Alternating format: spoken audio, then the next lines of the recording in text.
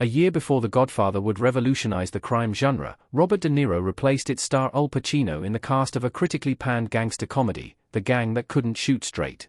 Based on the 1969 novel of the same name by Jimmy Breslin, The Gang That Couldn't Shoot Straight is a comedic retelling of the life of gangster Joe Gallo. Jerry Orbach starred in the lead role as Salvatore Kid Sally Palumbo, while an early career De Niro played the supporting role of Mario Trantino.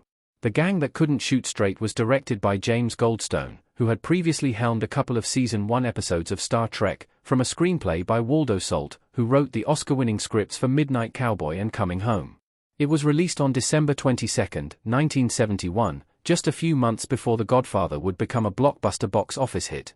The Gang That Couldn't Shoot Straight was nowhere near as successful, and it could have kept Pacino from playing Michael Corleone. Al Pacino left The Gang That Couldn't Shoot Straight for The Godfather and was replaced by Robert De Niro.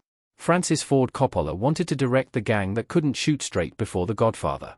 Producer Irwin Winkler, who would win the Academy Award for Best Picture a few years later for his work on Rocky, opened up about what went wrong with The Gang That Couldn't Shoot Straight in his 2019 memoir, A Life in Movies, Stories from 50 Years in Hollywood. Pacino was the first choice for De Niro's role, but he dropped out when he got the opportunity to join Marlon Brando in the cast of The Godfather.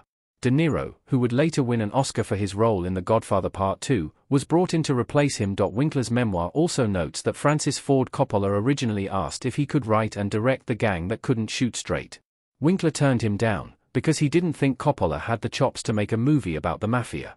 After being denied the job, Coppola would get to work on the definitive mafia movie, The Godfather, and poached one of Winkler's actors to play his lead character. Why The Gang That Couldn't Shoot Straight failed? It just isn't very funny. Robert De Niro shrugging in The Gang That Couldn't Shoot Straight. The Gang That Couldn't Shoot Straight was widely panned by critics, earning a dismal Rotten Tomatoes score of just 20%. The fact of the matter is that, for a comedy, it just isn't very funny, the performances are too broad and the direction is too heavy-handed.